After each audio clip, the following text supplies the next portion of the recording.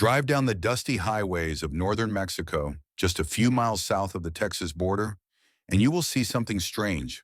You will see massive industrial parks that have sprung up almost overnight. They are shiny, they are modern, and from the outside, they look like the booming success story of the Mexican economy. But if you park your car and watch for a while, you might notice something missing. You don't hear the heavy thud of metal stamping presses. You don't see the smoke of foundries melting steel. And most suspiciously, you don't see thousands of local workers' cars in the parking lots.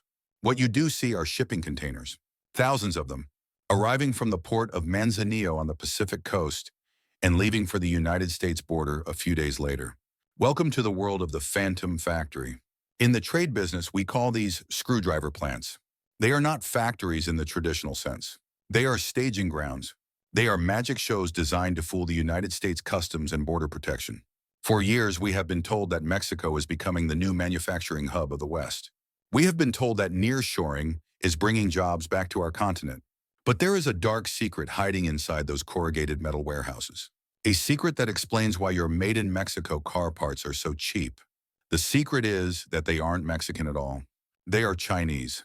And for the last 5 years, Beijing has been running the largest commercial smuggling operation in human history right under our noses. They have been using Mexico as a costume shop. They take a Chinese product, put a Mexican sombrero on it, and send it across the Rio Grande tax-free. But the party is over. The United States government has finally had enough. And the Mexican government, facing an existential threat from Washington, has just pulled the trigger on a 50% tariff wall. This is not just a trade policy adjustment. This is a raid.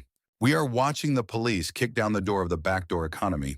And today, we are going to audit the books.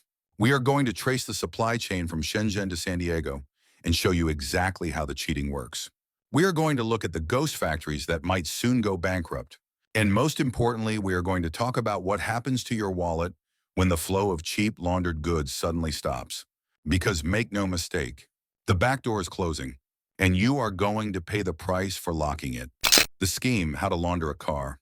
To understand why this crackdown is happening now, you have to understand the crime. And I use the word crime deliberately. In the financial world, if you take dirty money from a drug cartel, run it through a legitimate business like a car wash or a casino, and bring it out as clean profit, that is called money laundering. You go to jail for that. But in the global trade world, companies have been doing the exact same thing with steel, aluminum, and car parts for a decade. We call it origin laundering. Here is the math, and it is brutally simple. Let's say you are a Chinese manufacturer of electric vehicle batteries or chassis components. If you try to ship your product directly from Shanghai to Los Angeles today, you get hit with a sledgehammer. Under the Section 301 tariffs initiated by Donald Trump and expanded by Joe Biden, your product faces a 25% tariff. If it is a finished electric vehicle, the tariff is 100%. That is a prohibitive tax. It is designed to kill your business in America. So you cannot sell direct, but you have a loophole. You look at the map and you see Mexico. Mexico has a free trade agreement with the United States called the USMCA. Goods made in Mexico enter the United States at 0% duty, or at worst, a very low 2.5% most favored nation tariff if they don't fully meet the strict rules. So here is the scheme. You don't ship your product to Los Angeles.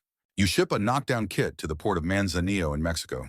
A knockdown kit is just industry speak for a product that is 95% finished, but taken apart just enough to fit in a box. It arrives in Mexico. It goes to one of those phantom factories I told you about. Inside, a handful of workers bolt the pieces together. Maybe they paint it. Maybe they add a plastic cover. And then the magic happens. Because of a legal concept called substantial transformation, or simply by changing the customs code, that product is born again. It is no longer Chinese. It is now Mexican. It gets a certificate of origin, and it rides a truck across the border into Texas, completely bypassing the 100% tariff meant to stop it. This is how China turned a 100% penalty into a 2.5% fee. They laundered the origin. This explains why Mexico's imports from China have skyrocketed to over $120 billion a year. Mexico isn't consuming those goods. The Mexican people aren't suddenly buying twice as much Chinese steel for their own homes. They are buying it to launder it. And the scale of this operation is staggering.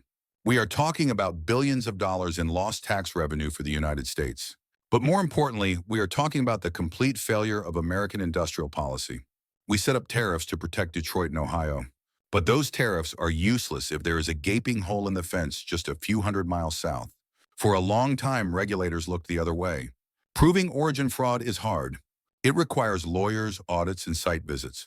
But the Chinese companies got greedy. They didn't just stick to car parts. They decided to go for the big prize. They decided to try and sell whole cars. And that was the mistake that woke the sleeping giant, the bit shark in the pause factory. If you want to see the physical manifestation of this threat, look at the BYD shark. This is a pickup truck recently launched by the Chinese giant BYD in Mexico. It is a plug-in hybrid. It is rugged. It is high-tech. And it is aggressively priced to undercut the Ford Ranger and the Toyota Tacoma. When this truck launched in Mexico City, a chill went down the spines of executives in Detroit. Because they know the BYD shark isn't really built for Mexican farmers. It is built for American suburbs. BYD, the world's largest EV maker, began scouting locations in Mexico for a massive manufacturing plant. They were looking at the state of Jalisco. They were talking about creating thousands of jobs. The plan was obvious to anyone paying attention. Build the plant in Mexico. Import the battery cells and the motors from China. Assemble the truck south of the border. And then flood the U.S. market with a $40,000 electric pickup that Ford cannot compete with. It was the ultimate test of the backdoor. But then something happened. In late 2024 and early 2025, the music stopped. Bloomberg reported that BYD had officially paused its search for a plant location in Mexico. Why? Because the United States government reportedly sent a very clear message to the Mexican government. If you let them build that plant, we will kill the USMCA. This is the smoking gun. The fact that a company as powerful as BYD, with billions of dollars in cash, is suddenly afraid to break ground tells you everything you need to know. They know the loophole is closing. They know the ghost factory model is under attack. And it's not just threats anymore. We are seeing new rules that are specifically designed to strip away the disguise of these laundered products. Take steel, for example. Steel is the backbone of the auto industry. China produces more steel than the rest of the world combined, and they dump it on the global market at rock-bottom prices. For years, Chinese steel would come to Mexico, get rolled into a sheet, and become Mexican steel. Not anymore. The Biden-Harris administration, and now the incoming trade hawks of the new era, have implemented the melt and pour standard. This is a critical term you need to know. Melt and pour. It means that to be considered North American steel, the metal must be melted from raw iron ore or scrap in a furnace in North America. You cannot just import a slab from Shanghai and roll it flat in Monterey. If you didn't melt it, it's not yours. This rule single-handedly destroys the business model of dozens of transshipment operations. And now Mexico has dropped the final hammer. The crackdown, the 50% wall. In a move that surprised many casual observers, Mexico issued a decree slapping tariffs ranging from 5 to 50% on imports from countries with which it has no trade agreement. The language is diplomatic. It says countries with no trade agreement. But let's decode that. Who doesn't have a trade agreement with Mexico? China. This is a targeted strike. A 50% tariff on imported steel, aluminum, and auto parts is not a tax. It is a ban. At 50%, the economics of the ghost factory collapse. There is no profit margin left to launder. Why did Mexico do this? Why did they attack their own suppliers? Because they had a gun to their head. The USMCA is up for review in 2026, and Washington has made it crystal clear. Clean up your house or we burn it down. Mexico realized that if they continued to be the Trojan horse for Chinese industry, the United States would simply cancel the free trade deal. And for Mexico, that is economic suicide. So they chose to betray their Chinese partners to save their marriage with the United States. This 50% tariff is the padlock on the back door. It forces companies in Mexico to buy local steel or buy American steel. It forces them to prove that their supply chain is clean. This is a victory for trade enforcement. It is a victory for the concept of fair play. If you are a steel worker in Pennsylvania or an auto worker in Michigan, this is the news you have been waiting for. It stops the cheating. It levels the playing field. But as with all crackdowns, there is collateral damage. And the person standing in the blast zone is you, the consumer. The death of the $20,000 EV. Now we have to have the uncomfortable conversation about money. For the last decade, we have been hearing promises about the affordable electric vehicle. We were promised that battery prices would come down. We were promised a $20,000 car that would liberate the working class from gas prices. I am here to tell you that dream is dead. It was killed by geopolitics. The only way to get a $20,000 EV today is to use Chinese supply chains. You need subsidized Chinese batteries, Chinese motors, and yes, Chinese steel. By locking the back door, we are banning the only ingredients that make cheap cars possible. When a factory in Mexico can no longer import a $2 bracket from Shenzhen, they have to buy a $5 bracket from Ohio or Ontario.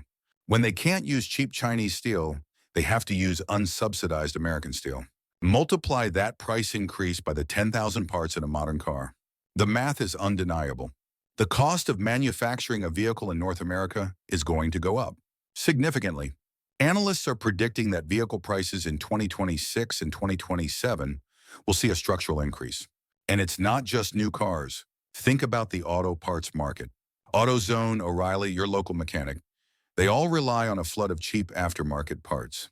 Brake pads, alternators, control arms. Where do you think most of those generic parts come from? They come through the transshipment networks that are now being dismantled. We are facing a supply shock in the repair industry. If you own an older car, keeping it running is about to get more expensive. This is the trade-off we have chosen. We have prioritized industrial security over consumer affordability. We have decided that it is better to have a secure domestic auto industry with $40,000 cars than a dependent industry with $20,000 cars. You might agree with that choice. You might think it is worth paying more to keep jobs in America and deny revenue to the Chinese Communist Party.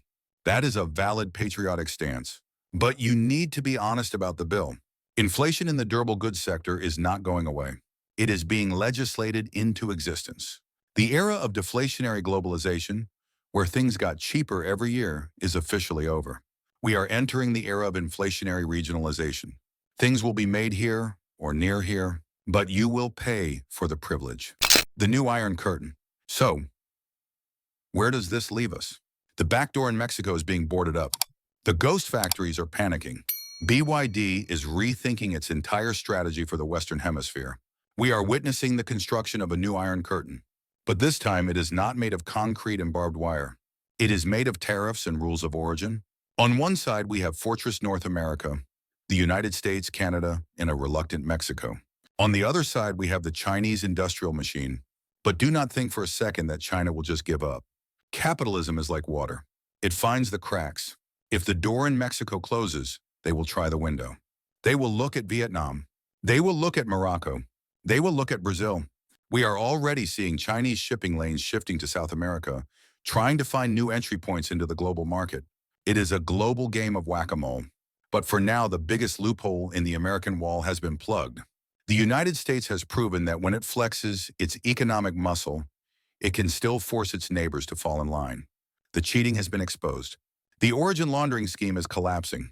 And for the first time in a long time, made in Mexico might actually have to mean made in Mexico. This is a triumph of enforcement. But as you drive past your local car dealership and look at the sticker prices next year, remember this moment. Remember the empty shipping containers in the Mexican desert. And ask yourself the hard question. Is the price of a secure border worth the price on the windshield? Are we building a fortress to protect our industry? Or are we building a prison of high prices for the American consumer? The back door is closed. Now we have to live inside the room we have locked ourselves in. If you want to know which car brands are actually American-made in 2025, which companies are truly sourcing from here versus just pretending, you need to see my deep dive into the auto industry supply chain. I break down exactly who is clean and who is still trying to play games. Click right here to watch that video. It might save you from buying a car that is about to become a target of the trade war. I'll see you there.